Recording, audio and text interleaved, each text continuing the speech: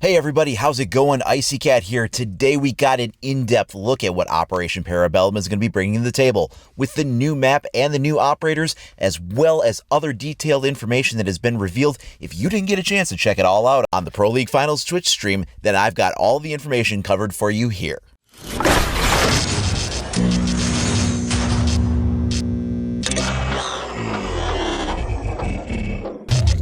The Operation Parabellum panel began with an in-depth look at the new map, Villa. This is a map which has been designed from the ground up to be very competitive. It's been in development for about 8 or 9 months, and they've really worked closely with the Pro League teams to try to get something that is an overall balanced map. There's been a lot of controversy surrounding what Theme Park and Tower wound up being. A lot of people didn't feel that they were very great maps, but they've really tried to work with the community to make sure that this one was. It is a roamer-friendly map, and it is also something that they wanted to do with what they call a lot of buffer rooms. So the concept behind this was they wanted to make this a bomb-friendly map. You were not going to be able to just crack open one window, quick jump inside, plant that diffuser, and then hop back outside again, sit on a safe angle, and just sort of camp that window from the outside. They sort of wanted to kind of get away from that kind of gameplay in this, which does feed into keeping the map competitively balanced. So they are using what they're calling buffer rooms. They've got a lot of these kind of rooms where essentially you have to kind of crack into the building before you can sort of approach that main bomb site. Again, they really just want to get away from that, attackers sitting in safety outside with the defenders having to sort of respond to that. In this one, they want to bring the attackers in to try to engage the defenders more up close. We also got a look at the detailed floor plans for the map as well as the exterior spawns. So let's begin there. You can see that we have 3 exterior spawn positions, and they're all placed kind of evenly around the map and allow you to approach it from a wide variety of angles. Then we get a look at the interior spawn positions. And on the ground floor here, we've got a couple. They're only covering the bomb sites. They're not showing what the secure sites are or the hostage sites yet, but they revealed that these are 2 of the bomb sites on the main floor here. And you can see the way that they're paired up and the way that the floor plan is kind of laid out in relation to those. Then they go through and sort of dissect how you would approach those rooms and sort of what goes into them. A lot of information on how they really tried to balance which walls are going to be destructible versus which walls aren't, and how the pros really tested this in depth to make sure that everything was going to be balanced fairly. Then they go on to show what the second floor layout is going to be, as well as the 2 pairs of bomb sites that are going to be located upstairs. And of course, keeping rotations top of mind is really going to be something that's going to help with the ebb and flow of this map. And they also discuss how one of these bomb sites is kind of interesting because it has this like open area here that you can engage from one side to the other, and you're going to have bomb A on one side, bomb B on the other side. And then in between those, where you have that open gap area up above, is going to be a skylight, which some plays could be made from up there. Now that's all interesting, but then they also show this basement layout. They said specifically none of the bomb objectives are in here. However, I don't know if that will still continue to be the case when it comes to secure area or the hostage rescue variants. They said that this part of the map was specifically designed to get into the building, as well as for the defenders to use this part of the building for rotation access. So you can have a lot of interesting gunfights that occur down here that don't even have anything to do with the objectives. It's just as the teams are sort of crossing this space to get into other parts of the building. There's 3 different ways for the attackers to get in here, and there's this really cool hidden area. If you blow up this wine barrel, you can kind of get through here, and it is just a really cool way to get into the building. Overall, the map looks really interesting with great design and some really, really nice looking texture work and lighting all around. But of course, what everybody is interested in is our 2 new operators. Now, both Italian operators are defenders, and let's take a look at the first one, Alibi. She is a 3-speed, 1-armor operator. She can deploy up to 3 decoy holograms. And the way this works is she tosses them out and then they will unfold and project a hologram. These don't appear to flicker or anything from what we can tell, but there are some distinct differences between them and the actual Alibi operator. The first is going to be that you will see the hologram projection emitter on the floor unfolded. So if you can get a clear view of the feet, you can very easily see that this is actually a hologram and not the real operator.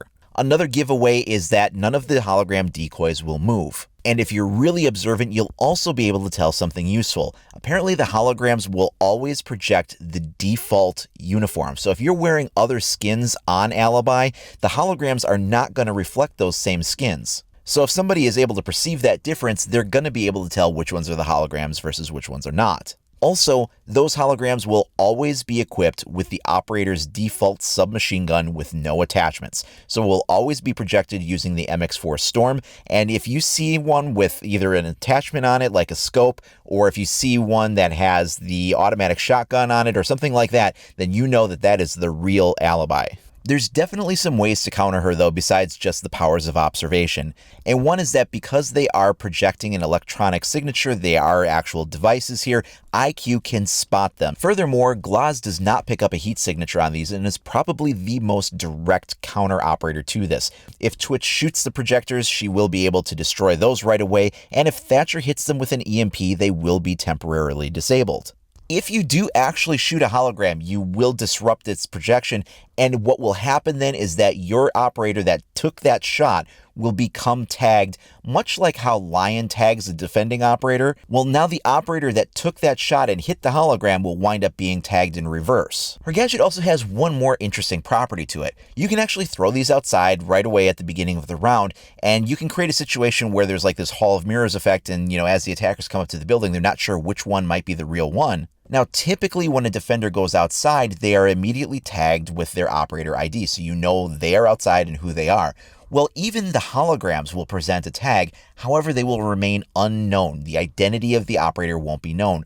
But it's not just the holograms. When you have an alibi on your team, any defensive operator that hops outside, whether it's alibi or any of the other members of the team, will also remain as unknown identification. They will still get that tag that there's a defender out there, but the attackers won't know who it is. This is, of course, to maintain the integrity of her gadgets so that you can't figure out which one is a hologram, but then you get the bonus of having the rest of your team also not be identified.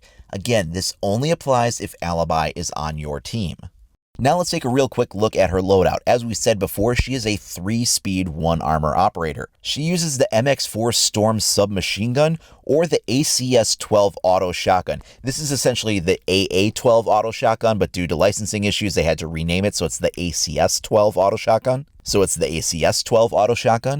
She also has the Bailiff 410, which is a shotgun revolver, or a Rhino D40, which is a traditional bullet but a very large caliber. So both of the sidearm options are revolvers. For secondary gadgets, she'll have the option of either impact grenades or a deployable shield. Now let's take a look at our other Italian defender. This is Maestro. He is a 3-armor, 1-speed, meant to be an anchor operator, and he has the Evil Eye turret. And he actually gets 2 of these turrets. They can be deployed in walls or floors or other surfaces like tabletops. They are completely bulletproof and they can see through smoke. They can, however, be destroyed by either a sledgehammer or explosives.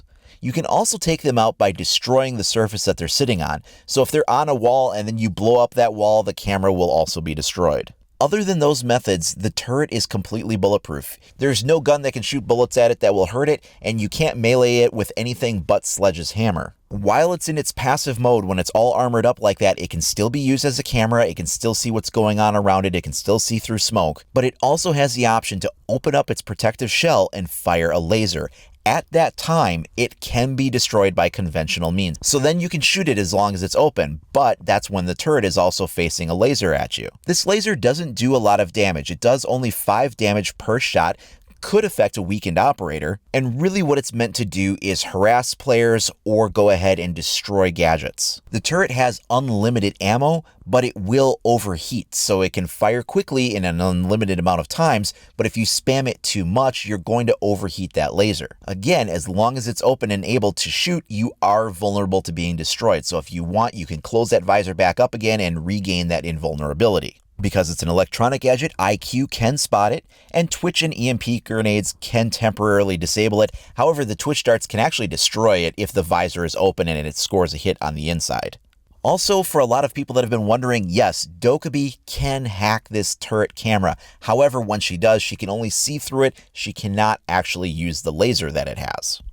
Now let's get a closer look at his loadout. As mentioned before, he is a 3-armor, 1-speed, and he will have a choice of either the same ACS auto shotgun or the new Alda 5.56 LMG. This is actually the Set Me a Melee LMG, however it has been renamed, and will make Maestro the first operator with a light machine gun. I know Tachanka has one, but it is mounted on a turret. This is the first one that he can walk around with and use. He will also have the same sidearms in the Rhino D40 or the Bailiff 410, again, both revolvers, and his secondary gadgets will be a choice between a deployable shield or barbed wire. Now, right away when the new season launches, there will be a pair of new cosmetics available for these operators. So right away when the new season launches, we will also have one alternate uniform for each of these two operators. And if you've got the season pass, you'll get these right away for free. We do get a new alternate uniform each season with those new operators. However, we are getting something very cool here. We have now seen what the new Elite uniform is, and this one is so badass.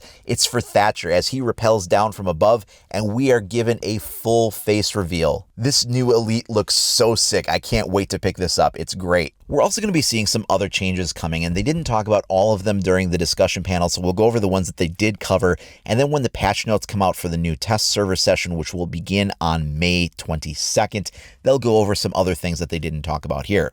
Most of this we already knew about, but we'll go over it briefly. So now 3-speed operators are going to be a little bit slower, and 1-speed operators are going to be a little faster. Doesn't seem like there's going to be any change to 2-speed operators. They will remain what they were before.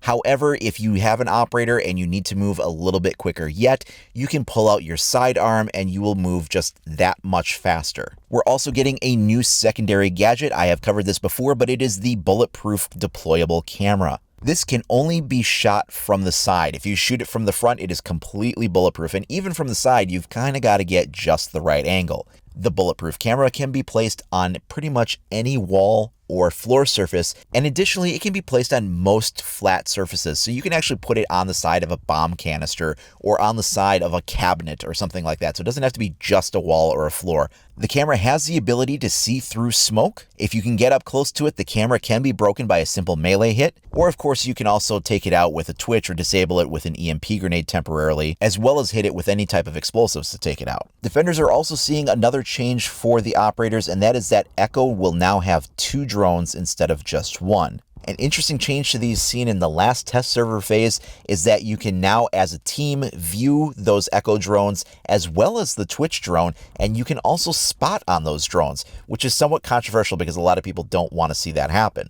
Now, because the defenders have so many cameras at their disposal, and there's just all these new categories of them, and it's just going to be a lot of cameras to manage, they've also come out with the new observation tool. This breaks the cameras down into categories and allows you to browse between them quickly, giving you access to the kind of intel feeds you need at a moment's notice. In addition to that, the new season will also see the deployment of the new diffuser device animation. We'll no longer be hitting the diffuser case to disable it.